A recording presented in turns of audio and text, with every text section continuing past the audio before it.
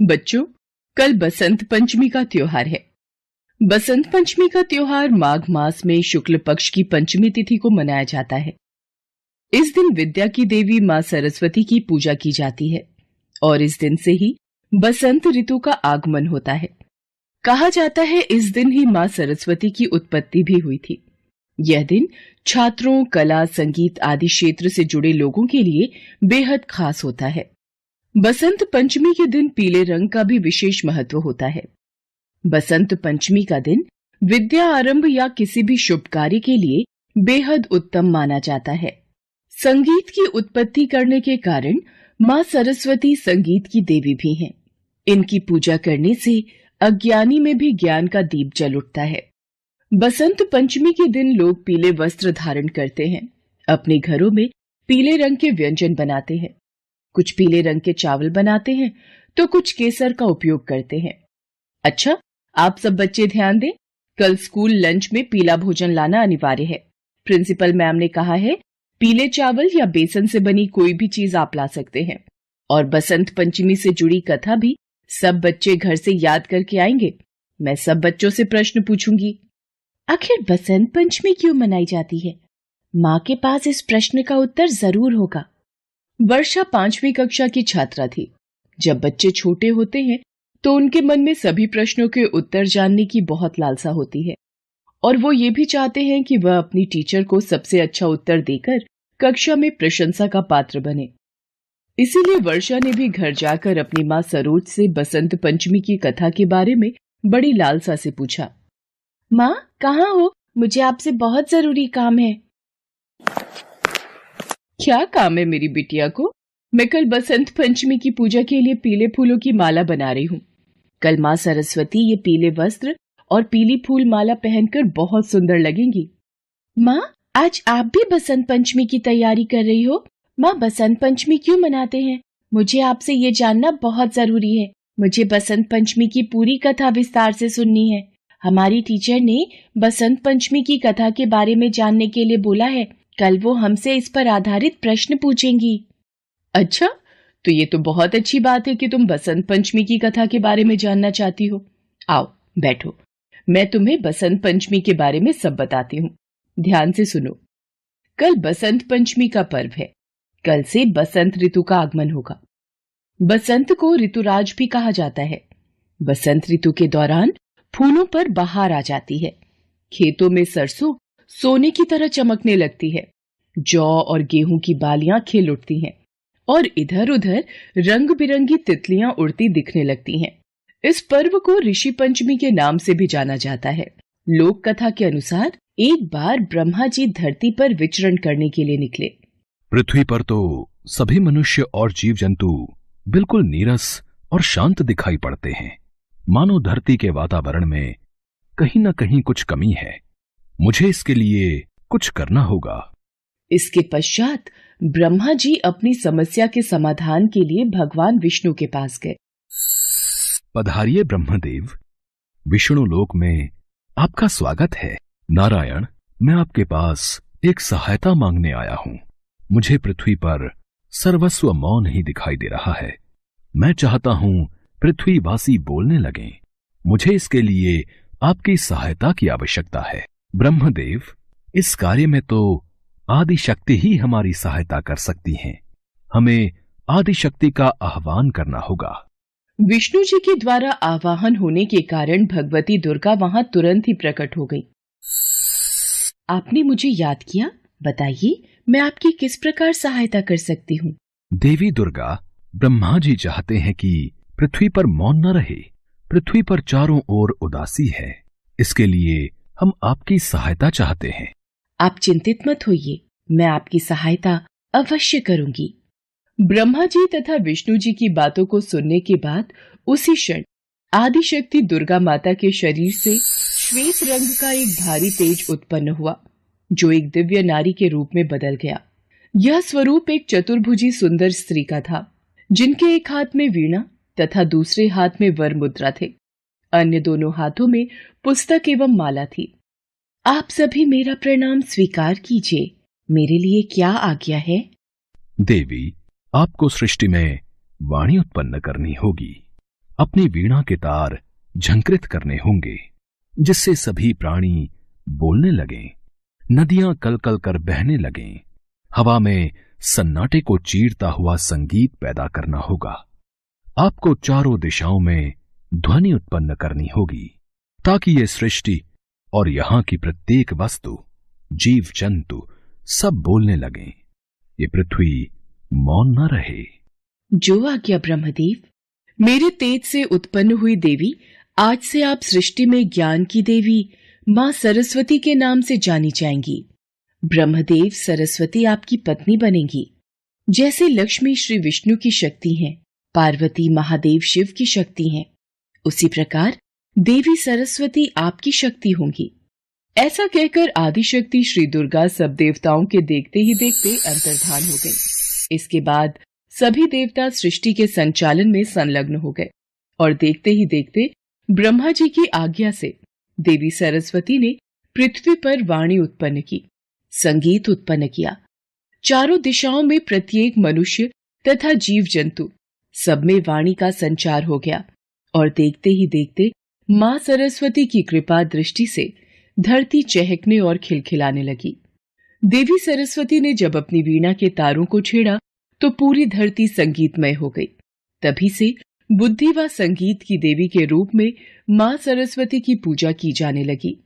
मां सरस्वती को वागीश्वरी, भगवती, शारदा, वीणावादिनी और वाग्देवी समेत अनेक नामों से पूजा जाता है। ये विद्या और बुद्धि प्रदान करने वाली देवी हैं। संगीत की उत्पत्ति करने के कारण ये संगीत की देवी भी हैं। माँ, ये कथा तो मुझे पूरी याद हो गई। वैसे इस बसंत पंचमी के त्योहार का बहुत महत्व होता होगा ना माँ? हाँ वर्षा, बसंत पंचमी के त्योहार का बहुत महत्व है। इस दिन छात्र माँ सरस्वती की पूजा कर उनसे और अधिक ज्ञानवान बनाने की प्रार्थना करते हैं। बसंत पंचमी के दिन विद्यालयों में भी देवी सरस्वती की आराधना व पूजन तथा हवन का आयोजन होता है। जगह जगह मंदिरों और धार्मिक स्थलों पर मीठे चावल के भंडारे बांटे जाते हैं। बसंत पंचमी पर पीले वस्त्र पहनने, हल्दी से सरस्वती की पूजा और हल्दी का ही तिलक लगाने का भी विधान है। इसलिए बसंत पंचमी ऋतुओं का भी त्योहार है। माँ, आपने तो मुझे बसंत पंचमी के बारे में बहुत कुछ बता दिया। मैं भी कल माँ सरस्वती की पूजा करूंगी और उनसे आशीर्वाद लूंगी ताकि मैं भी जीवन में बहुत तरक्की कर सकूं। अगले दिन वर्षा टीचर के सभी सवालों का झटपट उत्तर दे देती है। अरे वाह वर्षा, तुम तो बहुत समझदार हो। तुमने तो मुझे बसंत पंचमी के बारे में सब कुछ बहुत ही विस्तार से बता दिया। बच्चों, अब हम सब मिलकर हॉल में जाकर माँ सरस्वती की पूजा करेंगे और फिर विद्यालय के सभी बच्चे अपनी अपनी टीचर के साथ मिलकर माँ सरस्वती की पूजा और आराधना करते हैं और स्कूल की तरफ से बच्चों को पीले मीठे चावल का प्रसाद बांटा जाता है।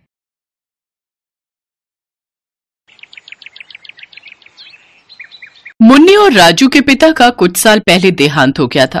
अब माँ ही उनका सहारा थी। कमला अपने दोनों बच्चों को बहुत प्यार करती थी। वो उन्हें माँ और बाबा दोनों का प्यार देती थी। एक रोज कमला अपने बच्चों से, बच्चों, घर में राशन खत्म हो गया है, मैं बेलापुर बाजार जाकर थोड़ा राशन ले आती हूँ। अपने गांव के लाला की दुकान बंद है, इसलिए बस से दूसरे गांव जा रही हूँ। शाम तक लौट आऊंगी। तुम दोनों अपना ख्याल रखना। रोटी सब्जी बनाकर रखती है, भूख लगी तो खा लेना। ऐसे ही दिन से शाम हो गई, लेकिन कमला वापस नहीं लौटी। कुछ देर बाद खबर आई कि बेलापुर गांव की ओर जाने वाली बस नहर में गिर गई है। ये खबर मिलते ही मुन्नी और राजू अपने चाचा चाची के साथ पुलिस स्टेशन पहुंचे। देखिए, कुछ लाशें नदी के बहाव के साथ बह गई हैं। हो सकता है कमला जी की लाश भी बहाव में बह गई हो।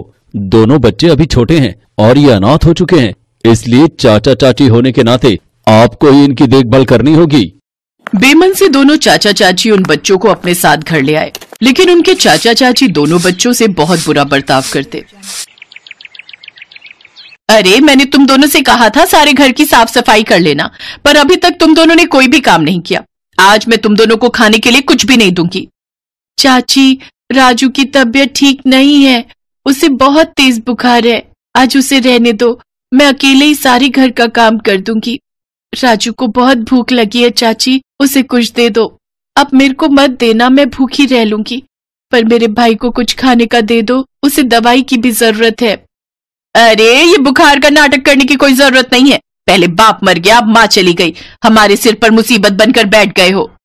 चाची, राजू की तबीयत ठीक नहीं है, उसे दवाई दिलवा दो। अरे सरला, इन दोनों को दूर हटा। कितनी बार कहा है, जब घर से काम पर जाने लगूं तो इन मनहूसों की शक्ल मत दिखाया कर, मेरा पूरा दिन खराब हो जाता है। पता नहीं कैसे मनहूस हैं जो अपने माता पिता दोनों को खा गए। अरे तुम काम पर जाओ, इन दोनों को तो मैं देखती हूँ। मुन्नी और राजू के चाचा चाची दोनों ही बहुत अत्याचारी स्वभाव के थे। माँ तुम कहाँ चली गई? राजू आपको बहुत याद करता है माँ, चाचा चाची बहुत मारते हैं। माँ वापस आ जाओ, हमें तुम्हारी बहुत याद आती है। मुन्नी और राजू बहुत परेशान थे। दिन पर दिन सरला और महेश दोनों उनके साथ बहुत बुरा व्यवहार करने लगे। बसंत पंचमी का दिन था। सरला ने घर में पीले चावल और पीली मिठाई बनाई, पर किसी ने भी मुन्नी और राजू को नहीं बुलाया। गुड्डी रिंकी, मैंने आज पीले चावल और पीला हलवा बनाया है, तुम लोग खाओगे ना? मुझे भी बहुत भूख लगी है मम्मी। चलो अब हम सब मिलकर तैयार होते हैं, फिर हम मंदिर जाएंगे और वहां से आकर चावल और हलवा भी खाएंगे। चाची, हमने सारा काम कर दिया, हम भी आपके साथ मंदिर चलें? चल हट, कोई जरूरत नहीं हमारे साथ मंदिर जाने की। तुम दोनों अनाथ हो, तुम्हारे लिए कोई त्योहार नहीं है। त्योहार उन्हीं का होता है जिनके माता पिता होते हैं। तुम दोनों अनाथ हो, तुम्हारा इस दुनिया में अब कोई नहीं है जो तुम्हें मंदिर लेकर जाएगा। चलो बच्चों, जल्दी से तैयार हो जाओ, फिर हम मंदिर चलेंगे और वहां से घूमने भी जाएंगे। मुन्नी की आंखों में आंसू आ गए। उसके चाचा चाची तैयार होकर मंदिर चले गए। मुन्नी और राजू घर पर अकेले थे। वो रोने लगे। हम दोनों अनाथ हैं, क्या हमारा इस दुनिया में कोई नहीं? हम बिल्कुल अकेले हैं। अब हमें कौन प्यार करेगा, कौन हमारे साथ बातें करेगा? आज बसंत पंचमी के दिन हम नए कपड़े नहीं पहन सकते, चावल नहीं खा सकते क्योंकि हम दोनों अनाथ हैं। मुन्नी और राजू बहुत अकेला महसूस कर रहे थे। बसंत पंचमी के दिन माँ सरस्वती अपने सभी भक्तों को अपना आशीर्वाद देती हैं। जब उन्होंने राजू और मुन्नी की बातों को सुना तो ममतामयी ज्ञान की देवी, करुणा की देवी माँ सरस्वती की आंखें भी छलक आई और वो अपने बच्चों की रक्षा के लिए स्वयं धरती पर उतर आई। माँ सरस्वती मुन्नी और राजू की माँ का रूप ले लेती हैं और उनके पास आती हैं। अपनी माँ को अपने सामने देखकर राजू और मुन्नी लिपट कर रोने लगते हैं। माँ तुम आ गई। माँ, तुम कहाँ चली गई थी? चाचा चाची ने हमें बहुत मारा, हमें बिल्कुल प्यार नहीं किया। माँ, अब हमें छोड़कर कभी मत जाना, सब हमें अनाथ कहते हैं। माँ, अब हमारे साथ ही रहना। मेरे बच्चों, चिंता मत करो, अब मैं तुम्हें छोड़कर कहीं नहीं जाऊंगी। अब मैं हमेशा तुम्हारे साथ रहूंगी। तुम्हें पीले वस्त्र पहनने थे ना, और पीले चावल भी खाने हैं, पीले मिष्ठान भी खाने हैं। चलो आज हम मिलकर बसंत पंचमी का त्योहार मनाएंगे। माँ सरस्वती अपने चमत्कार से मुन्नी और राजू के वस्त्रों को सुंदर पीले वस्त्रों में बदल देती हैं।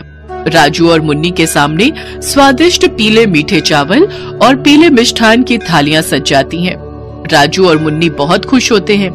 वो माँ सरस्वती के साथ, यानी कि जिन्हें वो अपनी माँ समझ रहे थे, जो वास्तव में जगत जननी माँ शारदा थी, उनके साथ बसंत पंचमी का त्योहार मनाते हैं। उसके बाद माँ सरस्वती राजू और मुन्नी को लोरी सुनाकर गहरी निद्रा में सुला देती हैं और अंतर्ध्यान हो जाती हैं, और सब कुछ वैसे का वैसा ही हो जाता है जैसा मुन्नी के चाचा चाची घर को छोड़कर गए थे। अपने चाचा चाची की आवाज सुनकर मुन्नी और राजू की आंख खुल जाती है। बताओ, इतनी दूर मंदिर भी गए और दर्शन नहीं हुए, मंदिर के द्वार ही बंद थे। पता नहीं कैसी किस्मत थी कि आज के दिन हमें माँ सरस्वती के दर्शन ही नहीं हुए। चलो कोई बात नहीं, तुम एक काम करो, तुम घर में ही भगवान को भोग लगा दो, उसके बाद हम सब मिलकर खा लेते हैं। ठीक है, मैं अभी रसोई में जाती हूँ और चावल और मिठाई का भोग लगाती हूँ। सरला जैसे ही रसोई में जाती है वो देखती है कि सब कुछ चूहे खा गए। कहीं न कहीं ये सब माँ सरस्वती की ही माया थी। सच तो ये है कि भगवान सच्चे और दयालु भक्तों का ही प्रसाद ग्रहण करते हैं, पर मुन्नी के चाचा चाची का व्यवहार दयालु नहीं था, इसीलिए माँ सरस्वती ने उनकी पूजा को स्वीकार ही नहीं किया और न ही उन्हें उस दिन दर्शन प्राप्त हुए। उधर राजू और मुन्नी पूरे घर में अपनी माँ को ढूंढ रहे थे। जब उन्हें घर में माँ नहीं मिली तो वो घर से बाहर भटकते भटकते अपनी माँ को ढूंढने लगे। माँ सरस्वती एक बार फिर उनकी मदद करती हैं और वो कमला के सपने में, जो अपनी याददाश्त खो चुकी थी, उसे उसके बच्चों की याद दिलाती हैं।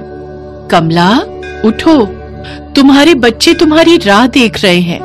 अब तुम्हारी याददाश्त वापस आ चुकी है। जाओ, अपने बच्चों के पास जाओ, उन्हें तुम्हारी जरूरत है। माँ, मैं अपने बच्चों के पास जाऊंगी। मुझे सब कुछ याद आ गया है माँ। आपका बहुत बहुत धन्यवाद।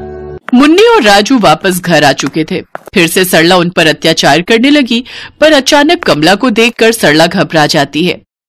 बस सरला, बस। तुम्हें शर्म नहीं आई? मेरे छोटे बच्चों पर तुमने इतना अत्याचार किया। अब मैं लौट आई हूँ, मैं अपने बच्चों को लेकर चली जाऊंगी। चलो मुन्नी, राजू, हम कहीं और चलकर रहेंगे। तुम जिंदा हो? जब हमारी बस नहर में गिरी तो मैं पानी के बहाव के साथ बह गई और बहते बहते एक चट्टान से टकरा गई। चट्टान में सर लगने के कारण मेरे सिर पर गहरी चोट लग गई, जिससे मेरी याददाश्त चली गई। किसी भले इंसान ने मुझे अस्पताल पहुंचाया, जहां उन्होंने मेरा इलाज किया। तब से मैं उसी अस्पताल में रहकर लोगों की सेवा करने लगी। लेकिन फिर माँ सरस्वती ने मेरी याददाश्त लौटा दी और मैं अपने बच्चों के पास लौट आई। उस दिन अगर मेरे साथ वो हादसा न होता, एक्सीडेंट में मैं अपनी याददाश्त न खोती, तो आज मेरे बच्चे इस अत्याचार को न सह रहे होते। वो तो माँ सरस्वती की कृपा है कि उन्होंने मुझे सब कुछ याद दिला दिया और मैं अपने बच्चों के पास वापस आ गई। मेरे बच्चों, अब घबराओ नहीं, अब तुम्हारी माँ तुम्हारे साथ है। माँ, अब आप कहीं नहीं जाओगे ना? हमें बहुत डर लगता है जब आप चले जाते हो।